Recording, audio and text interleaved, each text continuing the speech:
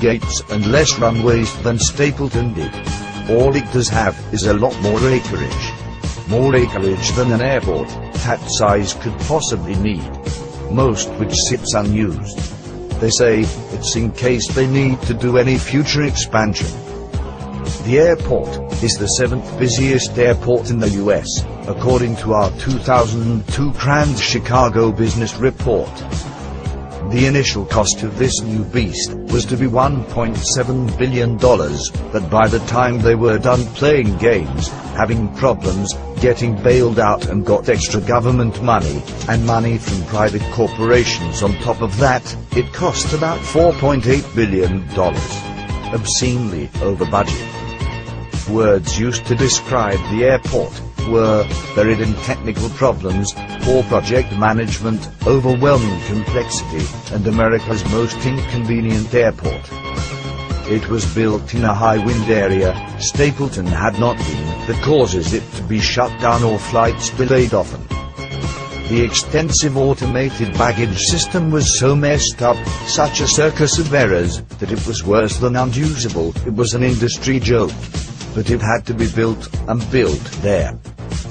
Some say the reason that the airport was built, and there was no stopping it, no cost spare to do so, and why it was so over budget, and took so many years to build, is because it's really an underground military base, combined with a civilian detainment camp, and new information has surfaced that it could be a safe haven for the world's elite after the economic breakdown in America. Even though the area is basically flat, the expense and time that was taken to extensively lower some areas and raise others. They moved 110 million cubic yards of earth around. This is about 1/3 of the amount of earth they moved when they dug out the Panama Canal. The airport has a fiber optic communications core, made of 5,300 miles of cable. That's longer than the Nile River. That's from New York City to Buenos Aires, Argentina. The airport also has 11,365 miles of copper cable communications network. The fueling system can pump 1,000 gallons of jet fuel per minute through a 28-mile network of pumps. There are 6 fuel hold tanks that each hold 2.73 million gallons of jet fuel. This is somewhere in the no one will ever need this much range. Granite was imported from all over the world, Asia, Africa, Europe, North and South America, and used in making the main terminal floor. This is a ridiculous expense, especially when you're already over budget. They say the floor pattern echoes the roof design and subtly reinforces passenger flows. The huge main terminal is Jeppesen Terminal, named after Alfred Jeppesen, who was the first person to create maps specifically for aviation. The company is still in business today. This area is known as the Great Hall. It's said this is what the Masons named their meeting place. It is 900 feet by 210 feet. This is over 1.5 million square feet of space. All told, there is over 6 million square feet of public space at the airport. The airport brags that they have room to build another terminal, and 2 more concourses, and could serve 100 million passengers a year. The airport flew 36 million in 2001. The entire roof of the airport is made of 15 acres of Teflon-coated woven fiberglass. The same material is on the inside as a layer, also. The place looks like a bizarre scene out of the movie Dune, comprised of huge, spiked tent-like structures. The material reflects 90% of the sunlight and doesn't conduct heat, so you can't see into the place with radar or see heat signatures. The only way to get to the other 2 concourses or terminals, from the Great Hall, or vice versa, is by the airport's train system. There are more than 19 miles of conveyor belt track, luggage transport cars, and road, and their own underground tunnels that move baggage and goods. They're so huge you can drive trucks through them, and some remain unused.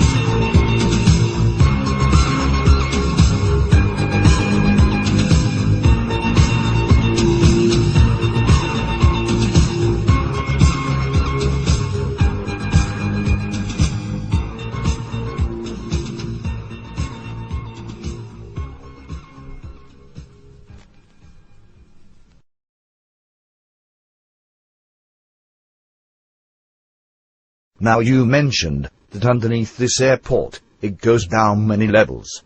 Yes. Does the fact that all these underground levels are there have something to do with why it took so long for this airport to open? Well, the gentleman that I was dealing with, Phil Schneider, said that during the last year of construction, they were connecting the underground airport system to the deep underground base.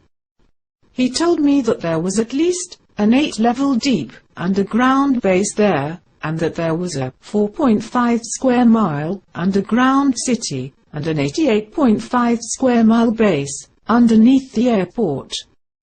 It is very unusual that they would allot a 50 square mile area on the surface at which to locate an airport in the middle of nowhere, unless they really plan to use it for something very unusual later.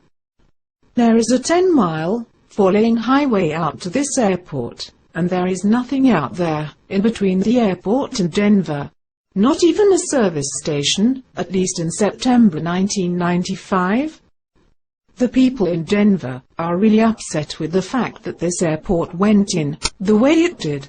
There was this fellow who wrote a book in which he made the statement that they had a copy of an audio tape on which a Denver city official was talking with people from the Civil Intelligence Agency, and that he was paid $1.5 million to allow the airport to be built, no matter what it took.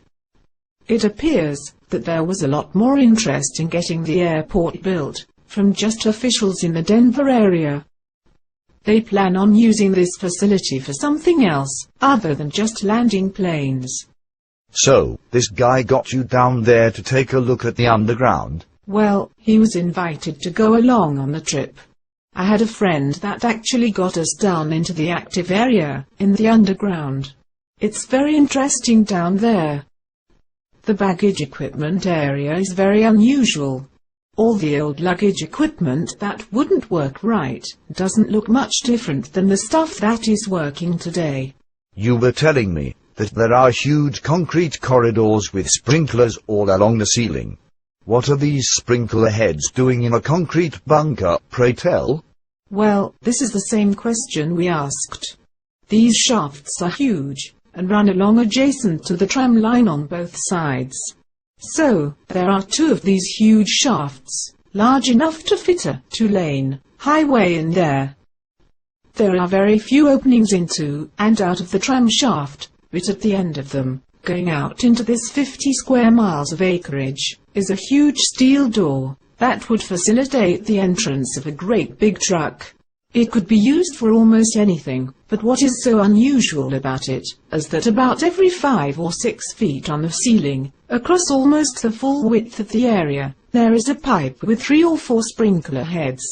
This goes on for the full length of the thing, which must be close to a mile. There are 2 of these shafts, and I got a picture in the mail the other day, which was very unusual. It was taken by someone on board the tram in the shaft. The picture appeared to actually show ghost-like figures on it. It was a mother and a baby wrapped in a blanket. When you were down in that concrete shaft, both times I got nauseated. Now, the tunnel shaft that the tram comes in on could connect up with an underground tunnel coming in from 5 buildings that were built and buried. There was already a 40-foot diameter tunnel there when construction started. Those 5 buildings they built 3.5 years ago, and suddenly they said, "Oops, these are in the wrong place," and buried them, along with a very high-tech runway that is buried under about 4 inches of dirt. It seems insane that they would build a very technical building complex with interlocking tunnels, and a tunnel going back to the tram tunnel at the concourse, and then state that they built it in the wrong place and cover it up with dirt.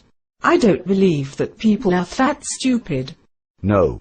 Projects like that are strategically planned, and they just don't go and do that.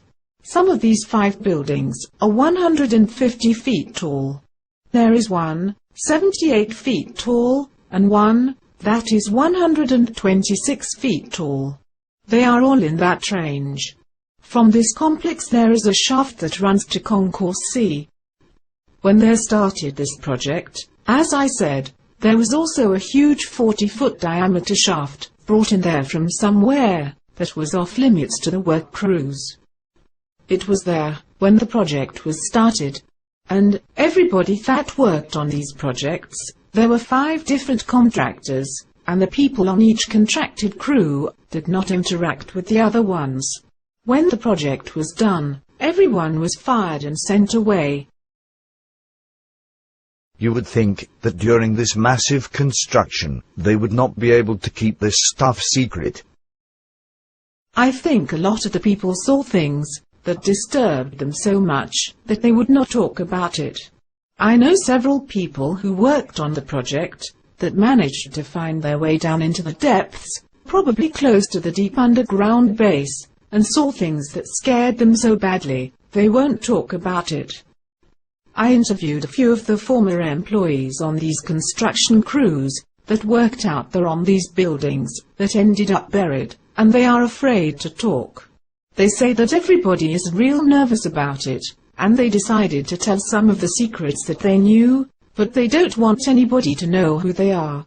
So, I can tell you that it is a very unusual and spooky type of place, and if you are a sensitive person, you get nauseated as soon as you enter the perimeter of the airport. Especially when you go down underground. You become very nauseated and nervous. There is also so much electromagnetic flux in the area that if you get out on the open ground around the airport, you will buzz. Where is this flux field coming from?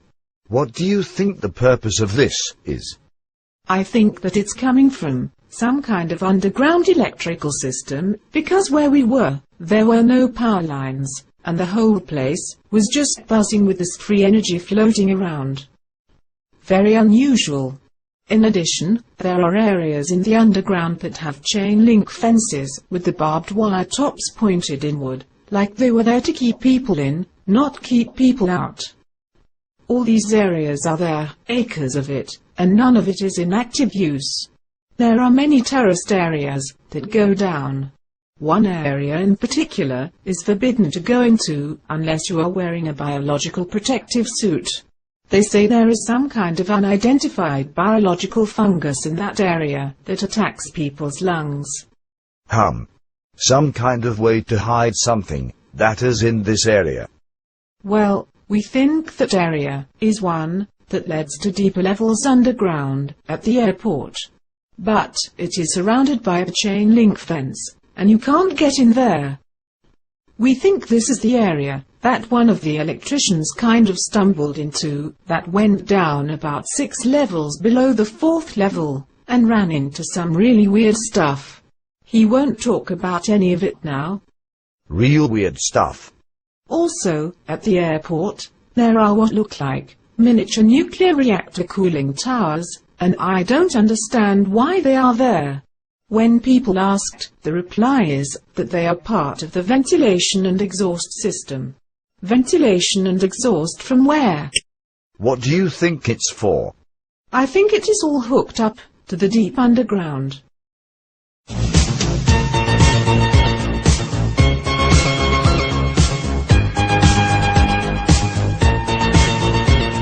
A satellite view of these ventilation systems measure over 50 feet tall, 249 feet across and 363 feet in diameter. And this is only what is visible on the surface. Notice the jet sitting on the top left-hand corner. It could actually fit in one of those shafts.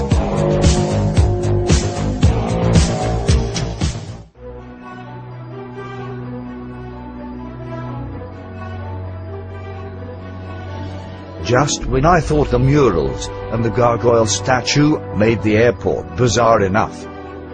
On Monday, February 11, 2008, this 6-ton, 32-foot-tall, fiberglass sculpture was erected at the airport.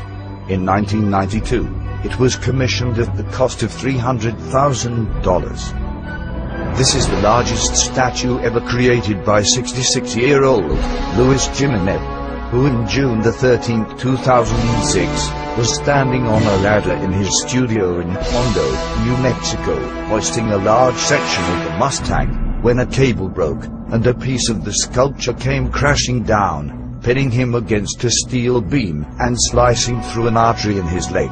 He died on his studio floor.